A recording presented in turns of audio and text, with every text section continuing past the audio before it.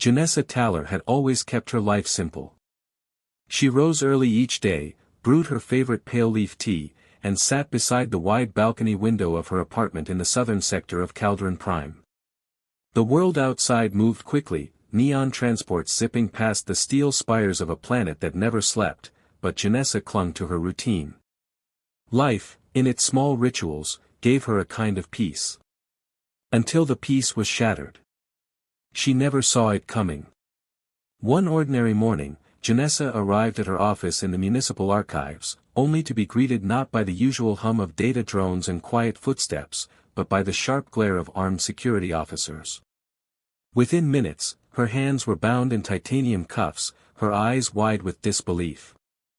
"Janessa Talor," a voice boomed, cold and official, "you are under arrest for the unauthorized transfer of classified governmental data under Ordinance 742.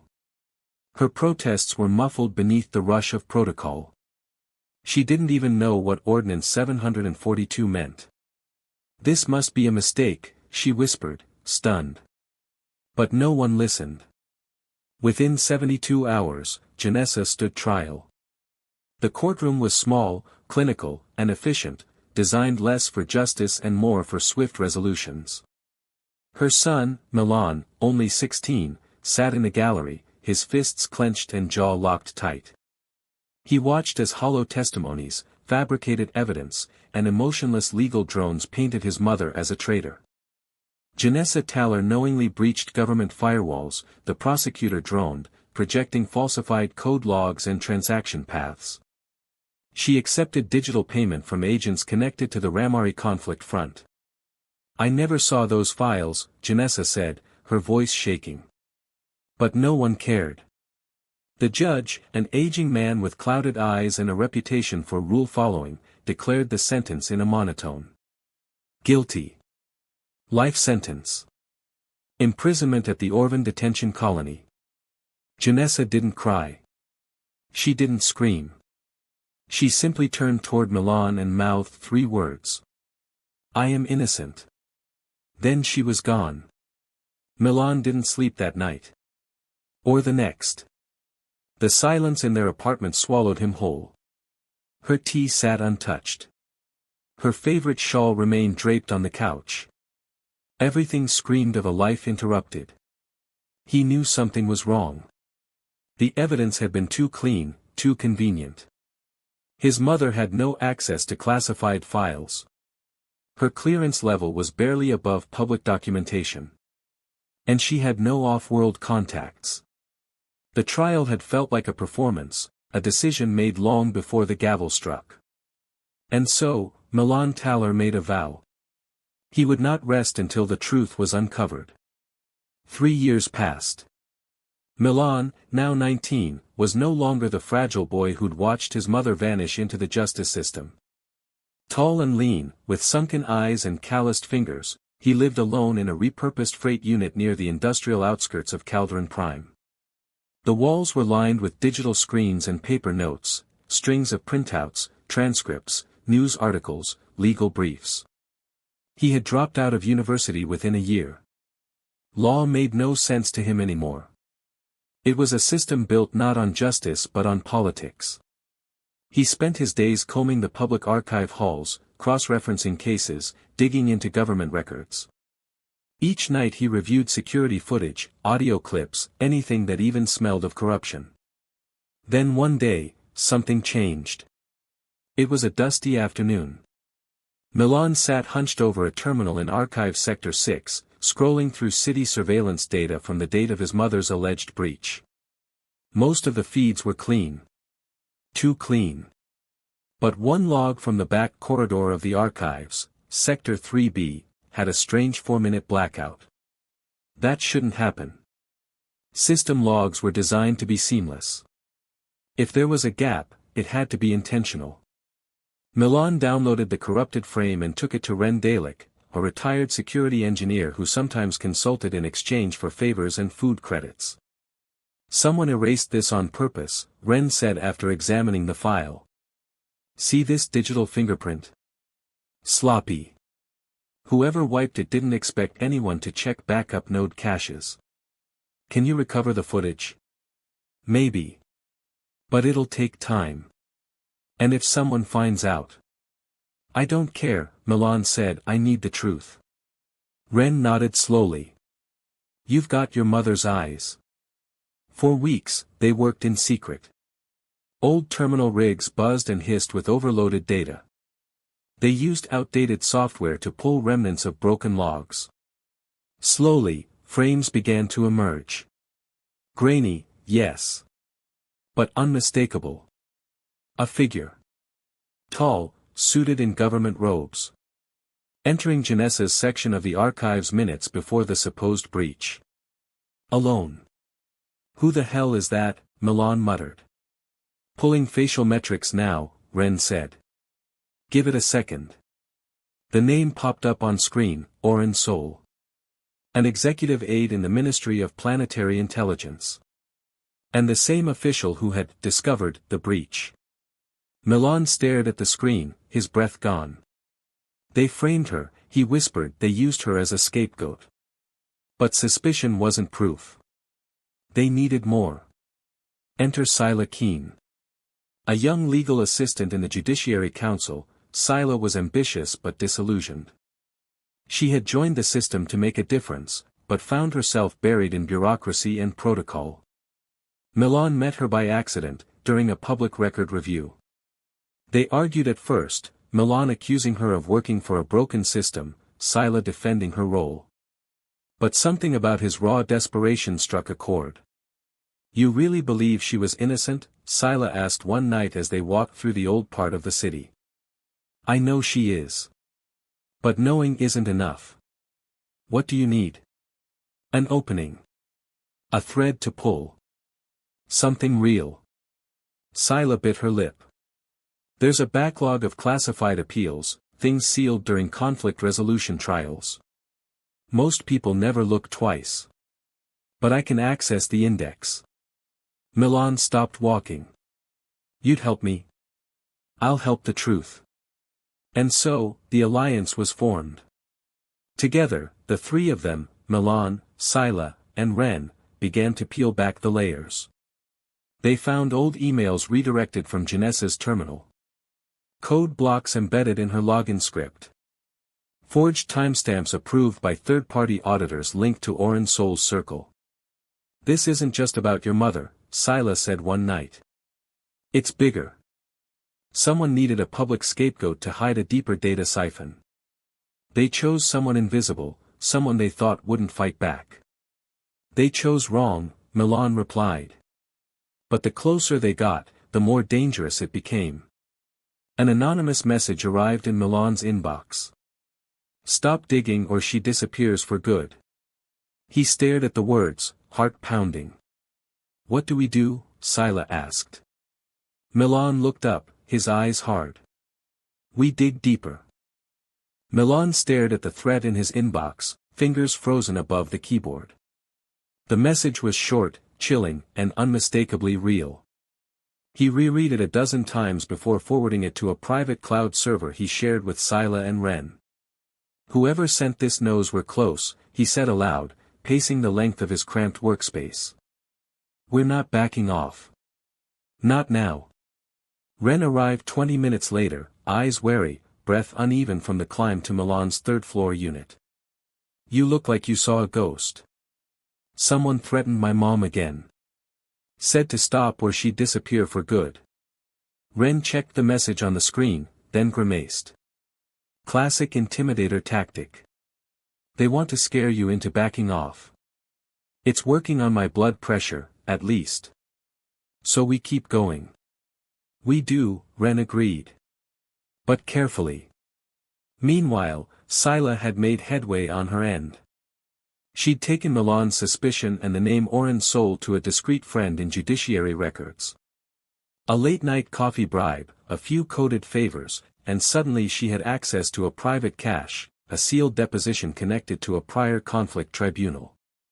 The name Janessa Talor was buried in it. She called Milan instantly. I have something. Meet me.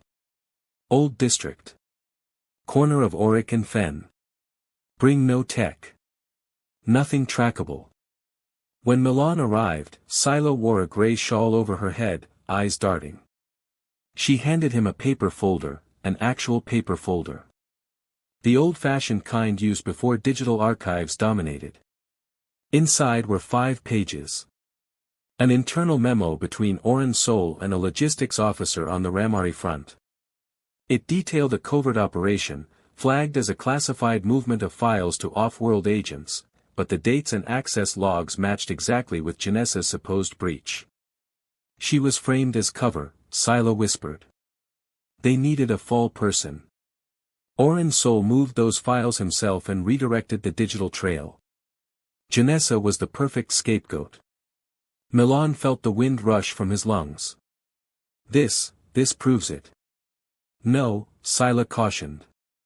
It suggests it. But it's circumstantial.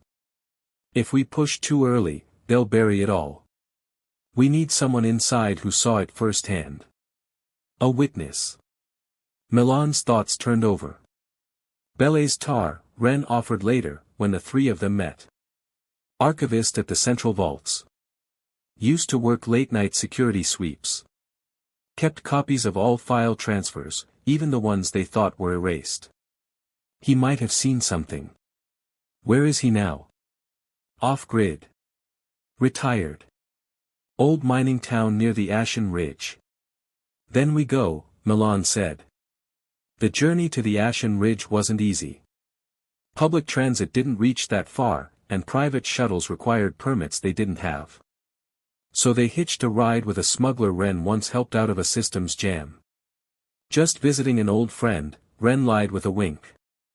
3 hours later, they landed in a dry, crumbling settlement where sand blew like ash and buildings leaned like forgotten bones. Bele's tar lived in a shack made of repurposed transport panels. He opened the door wearing a grease-stained vest and heavy-lensed spectacles. Ren Dalek, he said with a toothless grin. Thought you were dead. Close a few times. Got a minute? For you, maybe. For these 2. We need your help, Milan said. I think you have files that can prove my mother was framed. Janessa Talor.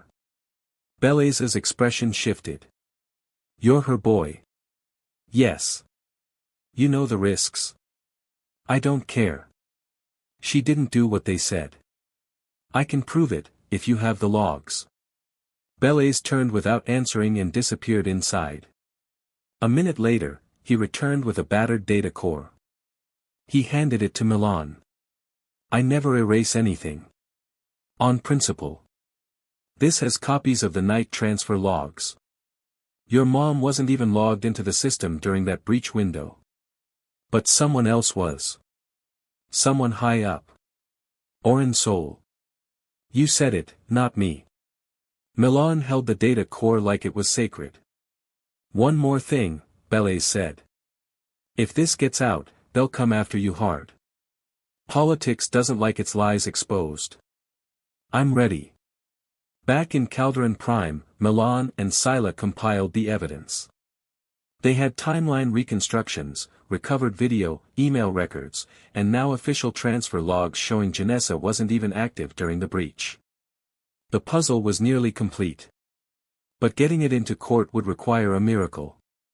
Judge Kenler Vance, Scylla suggested. He's old guard, but known for hating corruption. We can file for a retroactive appeal hearing. It'll take time, but he'll listen. If we make the case tight, yes. They filed the paperwork anonymously, citing new evidence and requesting a closed preliminary review. Days passed. Then a week. Finally, a notice, hearing approved. Confidential session. Presiding judge, Kenler Vance. Milan was shaking when he received the notice. It was happening. The courtroom was cold, silent. No crowd. No press.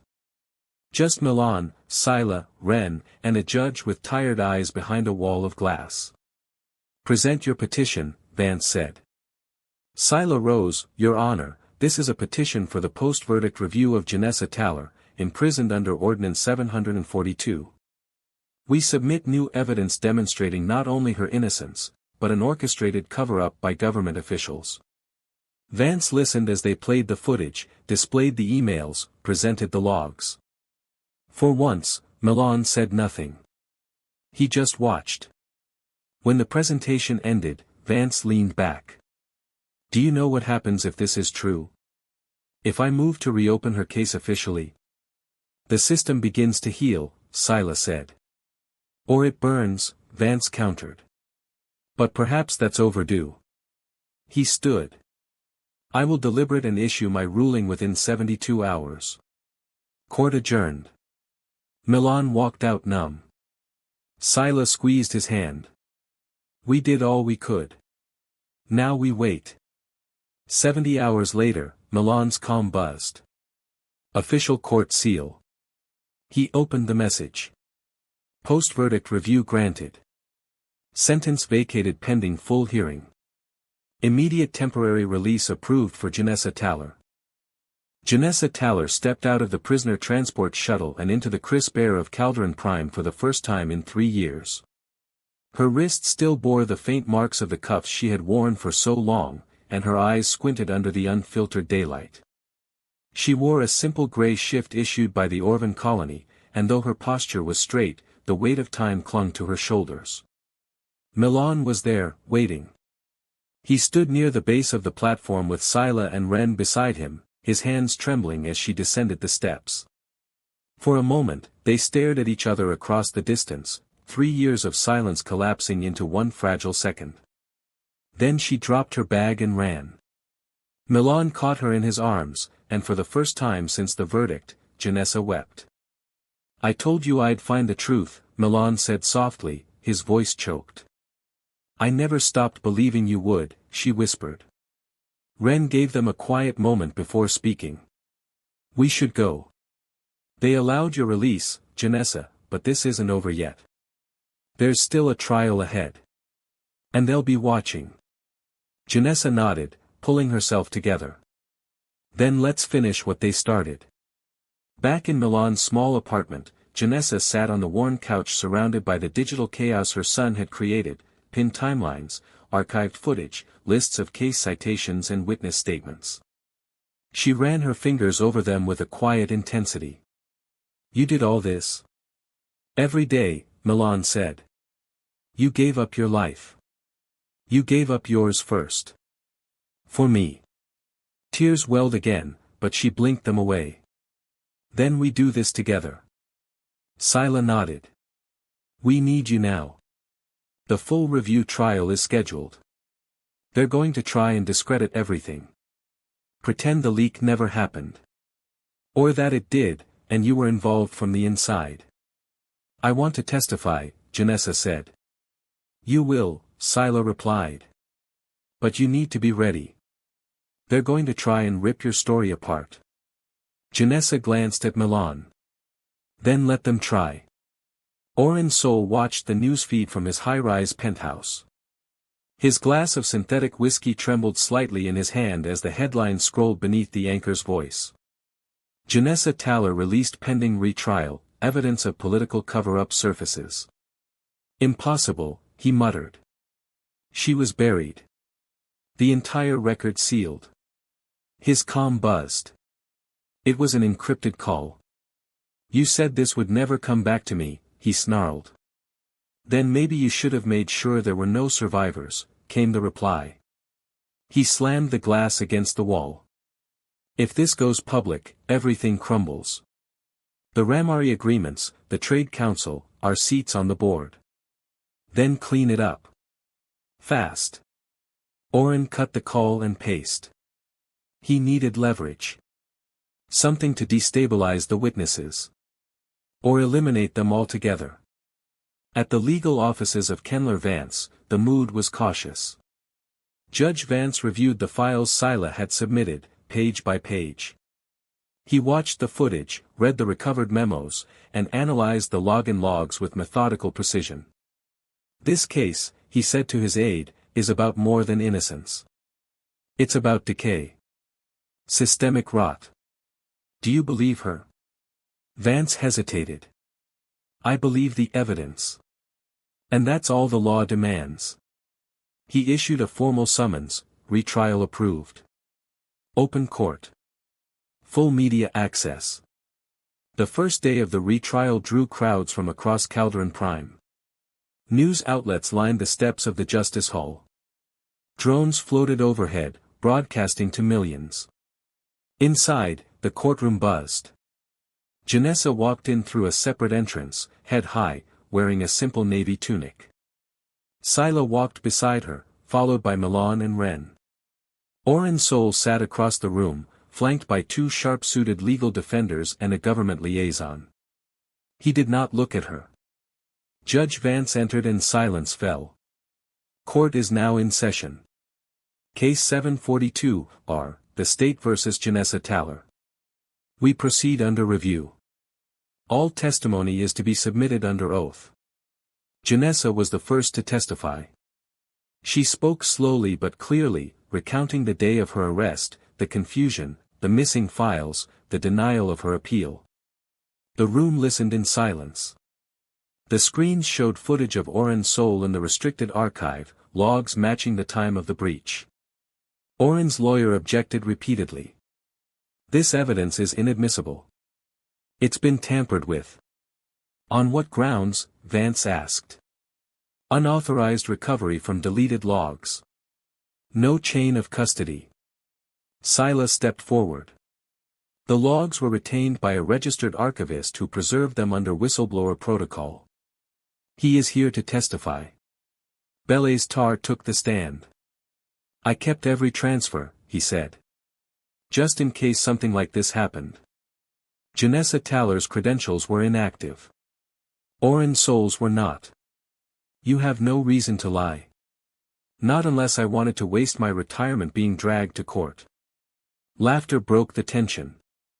Then Milan took the stand. He recounted his journey, his obsession, the hours spent decoding logs and hunting truth. He looked directly at Oren Sol. You ruined my family, he said. But we survived. Oren Sol finally took the stand. His voice was smooth, practiced. Yes, I accessed the archives. I was investigating a suspected breach. I did not plant evidence. I followed protocol. Why was your presence erased from the system logs? Scylla asked. A system error. The IT department confirmed a glitch that day. Convenient, Scylla replied. Oren's smirk flickered. Do you deny corresponding with military contacts regarding off-world file transfers? I had no such correspondence. Then explain this memo, Scylla said, displaying the printed file. Oren's expression faltered. That document is a forgery. We have metadata. File creation records. Timestamps. It came from your terminal. Oren's silence was all the jury needed. Outside the court, support swelled. Protesters demanded justice. Commentators declared it the trial of the decade. Inside, Judge Vance issued his ruling. The evidence demonstrates, beyond reasonable doubt, that Janessa Talor was wrongfully convicted. Her verdict is hereby vacated. Further, an investigation into Oren Sol and all named co-conspirators is ordered, effective immediately. Cheers erupted. Janessa collapsed into Milan's arms. Scylla stepped outside the chamber and saw the reporters waiting. Truth, she said into their cameras, is not something you bury. Not without roots growing back stronger. News of the court ruling surged through Calderon Prime like an electric storm. By nightfall, holoscreens across the Capitol pulsed with Janessa Talor's name. Crowds rallied outside justice halls, candles lit in memory of those silenced by false verdicts. On the street walls, artists painted her face beside the word vindicated. In the quiet aftermath, Janessa sat on a bench near the edge of District 12, where the horizon opened into the dusklit skies. Milan sat beside her, their shoulders almost touching. Do you feel free? He asked. She watched a cargo ship disappear into the clouds. Not yet. But I feel heard. For the first time. Milan nodded, then reached into his pocket and handed her something, the old tea bracelet she wore every morning, stored in his drawer for 3 years. I never touched it. I wanted it to be the same when you came back. Janessa held it close, her throat tightening. The next morning, Sila woke to encrypted messages from judiciary correspondents. The investigation into Oren's soul was moving faster than expected. Vance's ruling had lit a fire under the Reform Council. Lawmakers once silent now fought to reopen dozens of similar cases. But with attention came danger. At her office, Sila noticed the lock on her door had been tampered with. Nothing stolen. Nothing touched. Just a silent reminder, someone was watching. She activated her terminal and called Milan. Stay close to your mother. And keep all records backed up in multiple locations. Air-gapped ones. Did something happen? Not yet.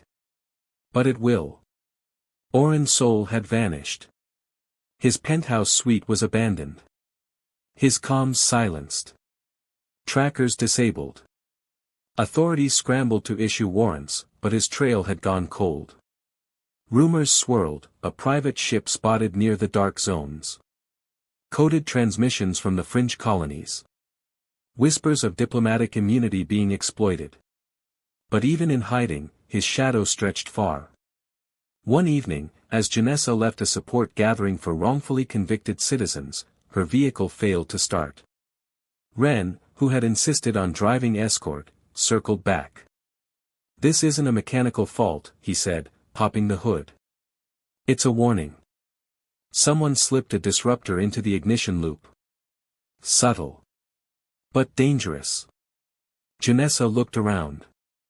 Shadows moved too easily in the city now. I'm not backing down, she said. Then we need more protection. The next phase was public testimony. Janessa, along with other victims of systemic fraud, was invited to speak before the High Council. The hearing would be broadcast system-wide. Sila coached her through every line, every pause, every anticipated attack. They'll try to make you emotional, she warned. They'll say you're being dramatic. Don't give them that angle. Hold steady. Let your truth do the work. Janessa smiled faintly. I've been silent for too long. I'm ready to speak. The Hall of Voices was an amphitheater of marble and light, lined with representatives from every region of the planetary coalition. The media swarmed outside. Banners of support waved through the crowds. Janessa stepped up to the podium. My name is Janessa Talor, she began. And I was buried alive by a system built to protect the powerful. For 3 years, I lived in silence, surrounded by lies. Not just mine, but hundreds of others like me. She spoke of the cell, the isolation, the dreams she'd forced into stillness. Of how her son had carried the flame when she couldn't. What you saw in that courtroom wasn't just my freedom, she said, her voice unwavering. It was the beginning of a reckoning. And I'm not the last story you'll hear. I'm just the first to stand here.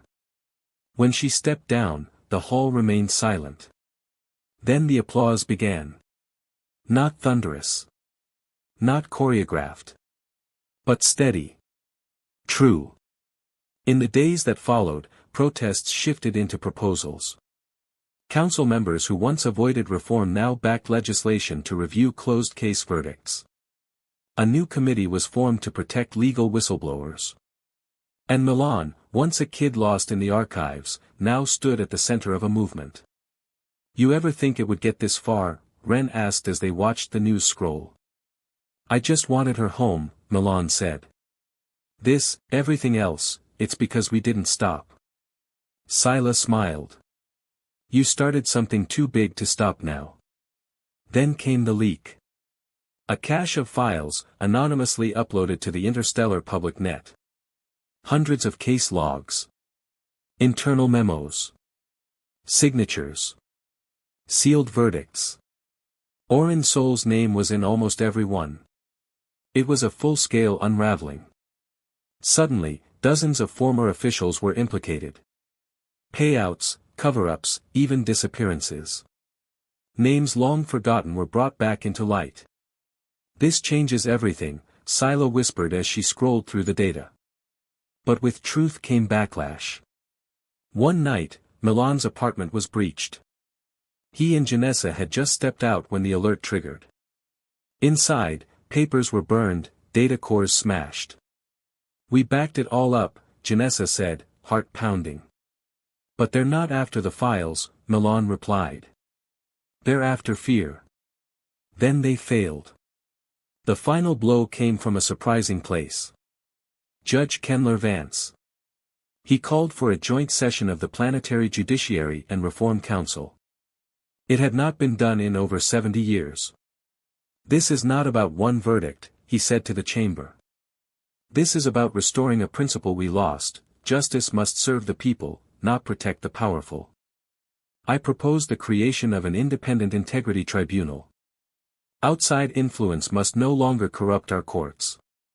His motion passed unanimously. As the first leaves of autumn colored Calderon Prime, Janessa stood once more before the Justice Hall. This time, not as a prisoner. Not even as a plaintiff. But as a speaker invited to the unveiling of the Janessa Talor Initiative, a new foundation for legal transparency and support for wrongfully accused citizens. Milan stood beside her, holding her hand. Scylla and Ren were in the crowd. Faces familiar and unknown watched as she stepped up. "We were never meant to be remembered," she said. "People like me get erased. Stories like mine end in silence. But my son gave me a voice again. And now we give that voice to others." Cheers rose. Not in frenzy. But in unity. As the sun dipped behind the marble spires of the hall, Janessa turned to Milan. "You gave me back more than freedom. You gave me tomorrow." Milan smiled, eyes wet. "You gave me purpose." And together, beneath the banners of Justice Reborn, they walked forward. Sunlight spilled across the steps of the Planetary Forum as Janessa Talor stood beneath the rising banners of the new Justice Charter. She wore no armor, no robe of office, only a dark green shawl that fluttered gently in the breeze. It was the color of growth, of rebirth, a quiet symbol she chose intentionally. To some, she was a hero. To others, a spark. But to herself, she was only a survivor. Milan stood beside her, fingers linked with hers. The official ceremony would begin soon, and already dignitaries from every system were arriving, ambassadors and reformers alike. But in this final moment before speeches and cameras, they stood in stillness. "Do you remember what you said to me that night?" Janessa asked softly. Milan looked at her, puzzled. "You said, 'I'm going to make them listen,' and you did." He gave a small smile. "You were always the story worth listening to." The establishment of the Integrity Tribunal was more than symbolic. Within weeks, it began unsealing documents and launching new trials.